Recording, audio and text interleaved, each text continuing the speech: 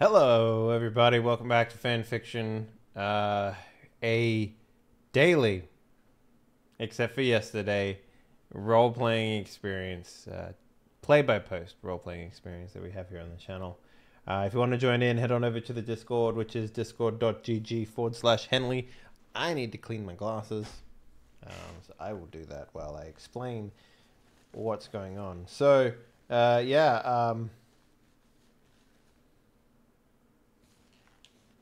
we will be continuing today with acts number, I want to say 8 or 9. I think it might be 9, actually. Let me just double check. But yeah,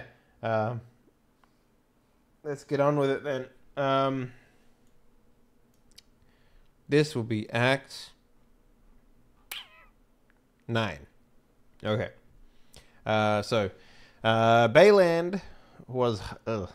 hardly a huge town, but what they lacked in size, they made up for in community. Town halls, a highly funded primary/high school, a fantastic public swimming pool, and a world-class drinking hole. Before the Maelstrom, they had open borders along with friendly can-do attitude. These days, not so much. Even from a distance, those who have made it to the outskirts of the town can see the construction taking place. They were building an inner wall around the school/town hall, and it seems they were keen on weathering whatever it is that the Maelstrom brings. Or maybe they were just sick of people turning everyone they meet into Swiss cheese for a can of soup. Whatever the reason, the town appears welcoming, maybe.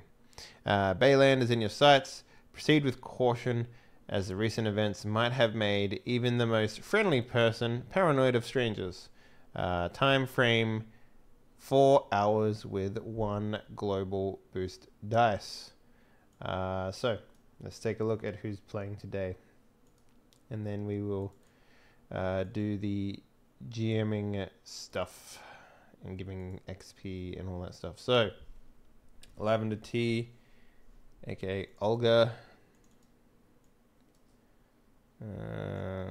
18 XP now. Ooh, getting up there. The Blind Watchman, aka Tyler Blackmore, another 18 XP. Let's put on some music then, yeah? Big Food, aka John Stone, aka Big Mac Papa Squat, 16 XP.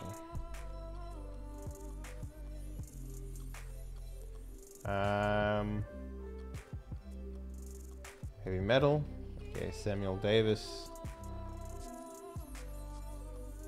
18 XP. Rigger, aka Victor, aka Ronald Collin. I don't know why he gave himself 2 names. You know, like like if he's never gonna refer to himself as Ronald, you know, like what was the point of giving himself additional names? Dr. Cirrus, aka Zachary Blackhole. Alright. 18 as well. Man, you guys are getting to 20. And that's what we have. So we have 6 today. Alright. Easy enough. Save.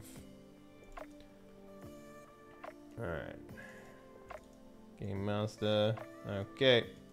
Let's roll some initiative. We do have 1 boost dice available today, so that'll go to the first person to act. So let's start from the top. Olga, let's roll your initiative. 2 yellow, 1 green. Chunky, 4 and 1. Definitely could be worse.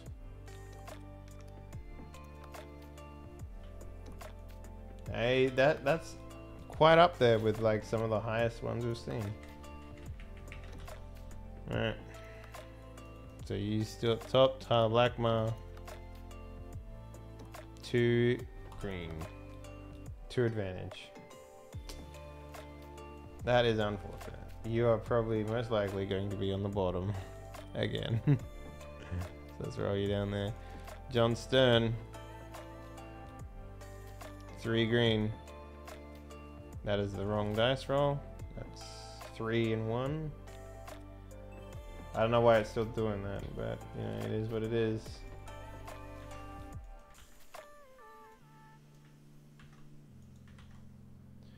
Alright. Samuel Davis. 1 yellow, 2 green, 2 and 3.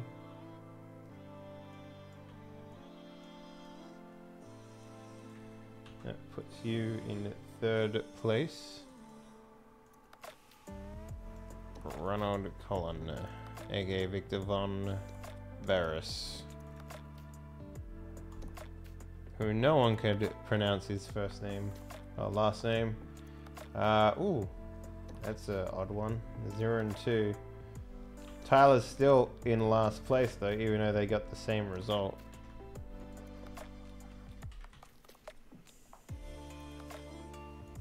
Alright, Zachary, let's see what you get.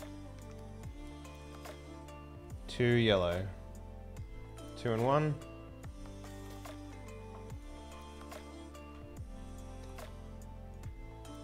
That puts you above Ronald, sorry, Victor. Alright, so the final order is Olga, who gets the boost dice, followed by Johnstone, followed by Samuel Davis, followed by Zachary Blackall, followed by Ronald Cullen, followed by Tyler Blackmore. Alright, so let's get to it then. Olga. The men flee very hastily, not noticing as Olga grabs her left shoulder and falls to her knees. The pain strikes her and immediately stops. Olga doesn't understand anything. She glares around and breathes irregularly. The shot deafened her completely, but in reality it was pretty quiet. The head is usually empty, no thoughts in her mind. Only the unpleasant sound of her breath breaks the heavy silence of the store. The girl falls to the floor, still not realizing what is happening. She finally dares to look at her shoulder. Blood flows, staining all around in a frightening color of death. Rattle, rattle. The sound of the locket, gnashing on the floor, wakes the girl into reality. The second wave of pain comes. Her ribs are tight now. There is no air to breathe. Legs and arms are not obeying her. Rattle, rattle. Mind starts to clear a little bit. Frustration, anger, loneliness, and tones of pain. I want to live. I can't die. Not like this. Not here. I refuse to do that. You, the fucking whore. The one I've been afraid of for so long. You bony woman. If you want to take me, I won't give up without a fight. I will kill you. Death. And I don't care how many times you come to me. You will not put me in your chains. No one will put me in chains anymore. Girl hardly gets up. Hardly? And looks around the store. Alcohol, a sewing kit, and duct tape. Oh man, duct tape? Ugh.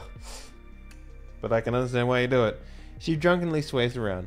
Father told her about how he was wounded.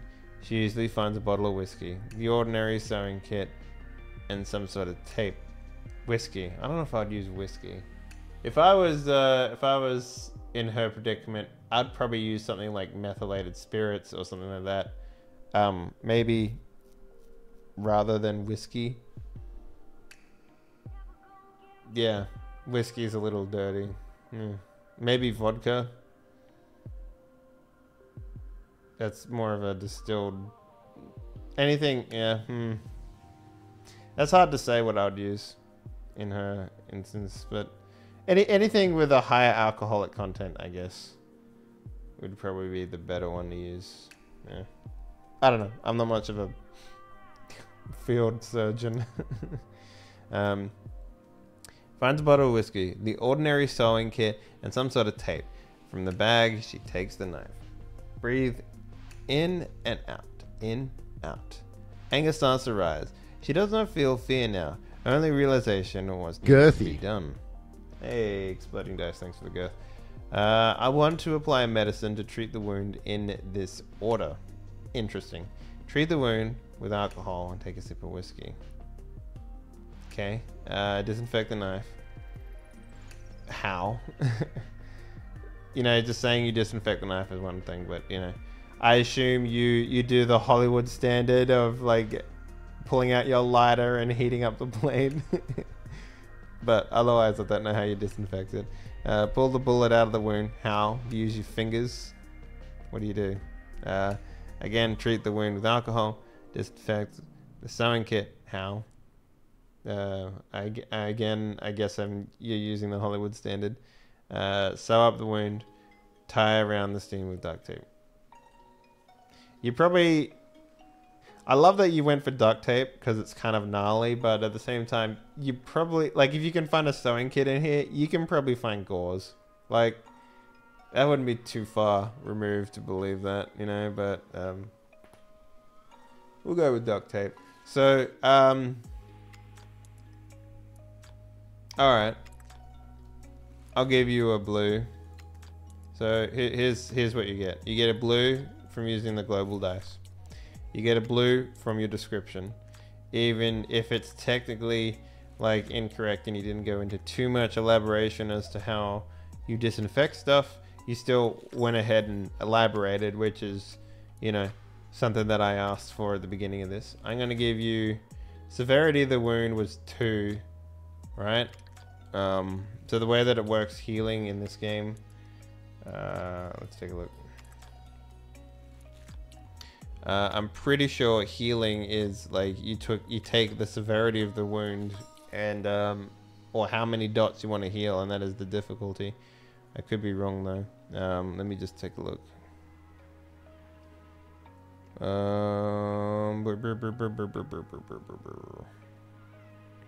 Combat encounters, maybe? Wounds.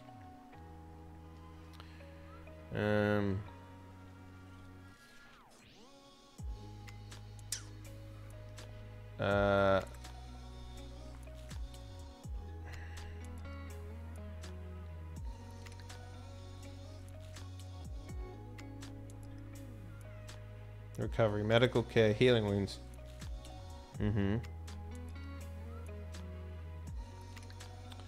Medical check of difficulty. Okay, current wounds equal to half or less than the wound threshold. Really? Okay, what is your wound threshold at right now? Let's take a look.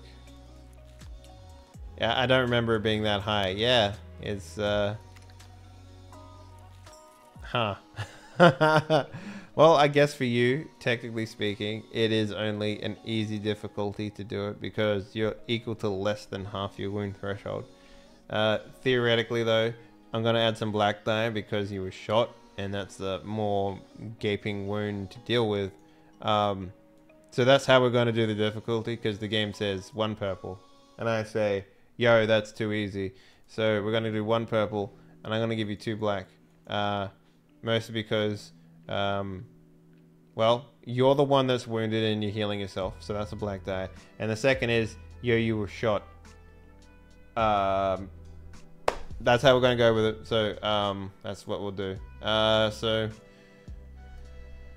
And then we're all medicine. 3 green. Okay. Hey, all right. That is wrong though.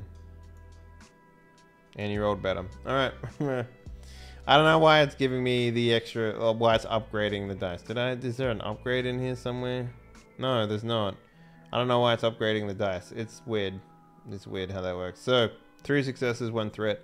I'm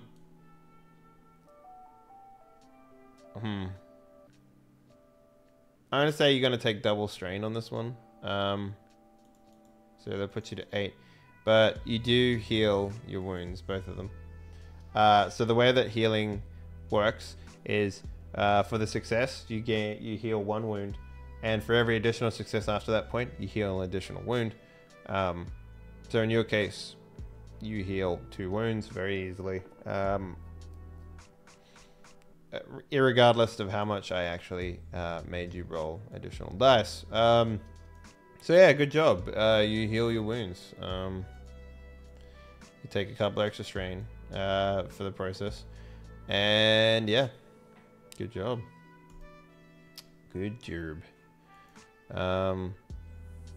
I would say it still hurts a lot, considering you used duct tape. Alright, so next. John Stern. aka Big Food. Okay, John pulls up to the ranger station wearing his tiger mask. You can hear noises of the muffling coming from the bed of his truck. There we go. Thank you. Alright, here we are, John says as he turns around and looks at the bed of the truck. Don't worry, I'm sure the ranger will be glad to take you off of my hands. He parks the car a fair distance away from the entrance to the station, and with the engine turned off and the car locked... Okay. John gets out of the car. You notice that John is holding his new pistol in the holster he acquired from the men. Also, John is holding his flashlight out in the right hand. Man, we're noticing a lot of things about John. And you also notice the keys in his pocket as he moves towards the entrance and looks at the front of the ranger station where the doors kicked in. John says, okay. And he moves towards the entrance. Hold up. This is a really long sentence. John gets out of the car. You notice that John is holding his new pistol in his holster he acquired from the men. Also, he is holding his flashlight in his right hand. And you also notice the keys in his front pocket as he moves towards the entrance and looks at the front of Ranger Station with the doors kicked in. John says, "Oh, looks like I was right. But who knows, maybe the rest of the gang is still inside." That was one sentence. Oh, man. Whew. You hear the noise of the radio static as John enters the station and looks around to see that the two men are conversing. Oh, hold up. What are you saying? Are you saying that there's additional people in the radio station? Oh, you mean... Right. Okay. Rightio. You mean what are the Neil and... No. Those two NPCs that I talked about at the start.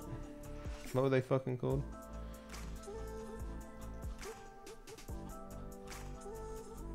Now I gotta find them. Talked about them in Act 1. All the way back in Act 1. All the way back in Act 1. Henry and Greg. Well, I mean, that's a pretty big assumption that they're still there. But, okay, we can go with that, sure. It shouldn't be... That's not too hard to believe, I guess. Well, for the instance of your story, I suppose. Alright, you hear the noise of radio static as John enters the station, looking around to see that two men are conversing around the body of a dead, middle-aged man who has started to bleed on the floor. Okay, now I'm a little confused. So, are you saying that one of that Greg is dead on the floor? Okay, I'm not sure what you're getting at here. John notices the end of their conversation. Notices that the end of their conversation as the bloody man says, "I had to kill him. He would have called the Rangers over here." The other man responds, looking towards John. Jack, who the hell is that?" The man who is holding the hunting knife responds with a look of confusion and shock. "I don't know. Maybe he has the same idea as us. Well, whoever it is, we have to kill him. We can't let him take what's ours." As he cracks his knuckles with a knife out and prepares for a fight, John thinks, "God damn it, I guess the ranger isn't here, but let's deal with these fools first." As John rushes the two men with his flashlight. You have a pistol? Okay. John would like to attack the two men with his flashlight using melee. Rightio. Okay. Poof. Man. Sure. Well, I mean, I'm all for people making their own narrative and stuff. All right. Well, difficulty is as follows: 2 purple and 1 black. Being outnumbered, and using melee. So that's 2 yellow, 1 green. Yeah? Okay, sure. Yeah. Hey, what up, Heavy? Alright. Okay. Yeah. Yeah. So we'll take this result as you successfully knocking both of them out. But, I'm going to say in the course of the fight,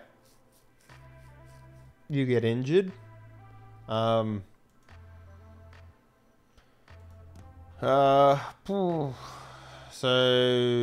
another 3 wounds, as this man like grazes you somewhere, probably in your lower abdomen with this knife. It's pretty good gash. It's not life-threatening by any stretch of the words. So you are 6 out of 15 wounds right now, with 9 out of 8 strain on your threshold. If you take 1 more strain,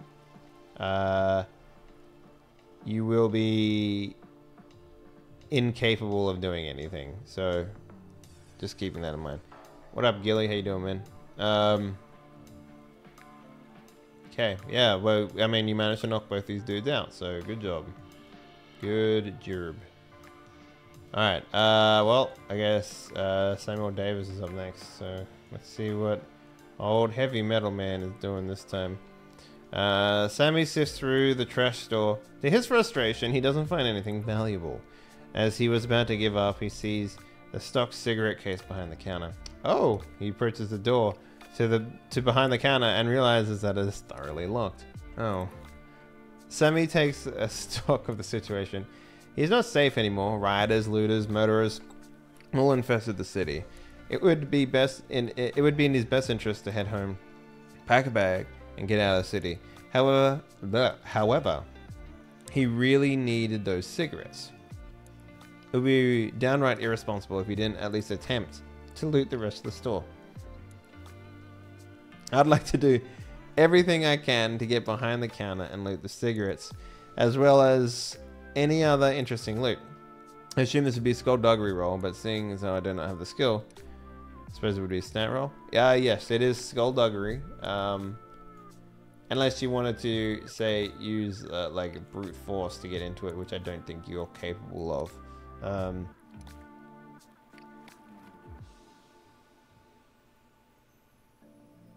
You were hacking on R6. Well, I mean, I can't help you there. So we're gonna make it 2 purple and 1 black, since you are attempting this with your own preconceived paranoia, I guess, of you being unsafe, as well as the fact that it's a locked door and you don't have the skill for that sort of stuff. So let's take a look. Streetwise, no, we want skullduggery, which is cunning, which is 2 yellow for you. So, not 2 yellow, 2 green. Whoop. Yep. So yeah, you search around the store for like a box of paper clips, right? And you crack it open, paper clips goes all over the floor, and you take one of the clip out, and then you bend it, kind of like what they do in Hollywood style, and you stick it in the lock, and you put your ear to the lock, and you start going, trying to fix it and stuff, and then you hear a crack, and you're like, oh, I unlocked it, but really it's just the pick breaking inside of the lock. The pick. Yeah. The paperclip breaking inside the lock. Yeah. Apparently you don't know how to pick locks. Apparently. Sure, I'll see the clip, Gilly. Just post it somewhere in the Discord, I guess. I don't know. So yeah, we'll give you I'll give you a couple of strain for that. We'll give you 2 strain, putting you... Oh no, 3. You failed and then you got 2 more. So putting you from up to 5 out of 12 strain. But yeah, no facts for you, my man. All right, Zachary Blackhole, aka Dr. Cirrus. Disco. Out of all the cassette tapes in the car, the car had inside of the player, every single one of them contained disco.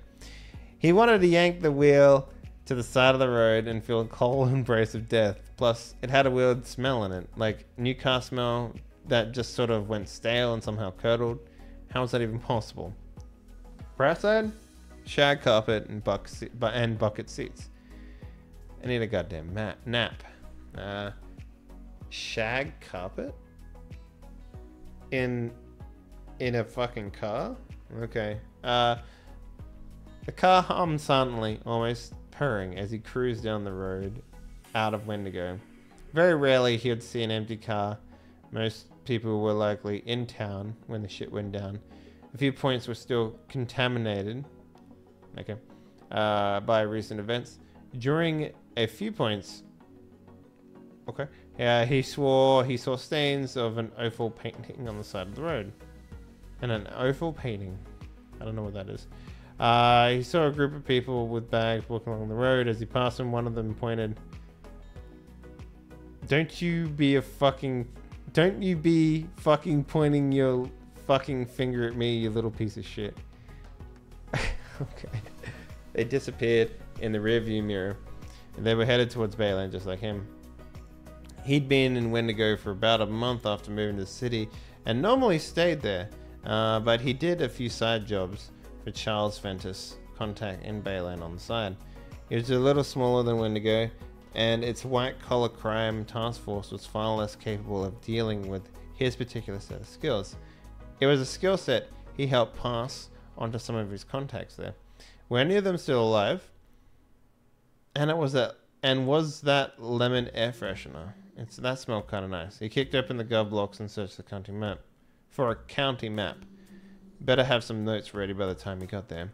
Zach will use his knowledge of the area and local criminals, along with any map he may find, to mark potential places and people that might be worth investigating for info or collecting supply.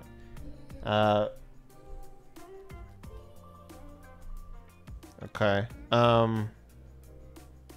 To mark potential places and people that might be worth investigating for info or collecting supplies. Okay, so you want to take stock of the criminal underground, right? Well, that is going to be a streetwise check, I believe, would be the right word for it. We'll make this a 3 purple. Because as you said, you spent most of your time in Wendigo, so... streetwise. There it is. 1 yellow, 2 green. There we go. It's weird how, like, the results are the same most of the time when you do that roll, even though, like, the icons that show up are different. I don't know why it does that. It's a weird problem to have. Alright, 2 successes. Alright, so 2 successes. I mean, about the only thing that you know reliably is that the highway is littered with, like, petrol stations and stuff like that if you wanted to get supplies, theoretically. There's probably, like, 2 along the way to go to, you know, Bayland. Outside of that, I don't really know too many of your contacts, but if you want to elaborate a little bit more on the one you have in Bayland, I'll allow you to do that. Maybe specifically what this white collar ring was doing there. That way we can both have a better understanding of what, you know, you might find when you get there. That would be appropriate as well. I'd allow you to do that. Yeah, so we'll give you a strain. You're 11 of 14 now, just an FYI. So, just keep that in mind. Alright, Ronald Cullen, aka Victor Von Varus, aka Rigger. Victor had a loss to do for except stick to the plan. Stays at the tail of the convoy as it heads erratically towards the source of a gunshot. As Tyler tears off into... Okay, so... Tyler tears off into the service station with the gun drawn. Victor instead pulls up outside. Rather than make himself a target for a gunfight or get roped into anything instead, he turns off the headlights and lets the car idle to watch the proceedings, while being prepared for a getaway if need be. For now, it's advantageous to stick with the devil you know, then risk finding new ones in the storm. Using perception again to look for dangers, heading back towards or away from the service station where the gunshot was. He awaits Tyler to do his thing. Alright, perception. 2 purple, 1 black, because it's dark. Perception's always going to be harder now, given the situation that you guys are in. Victor with perception. 1 yellow, 2 green. Okay.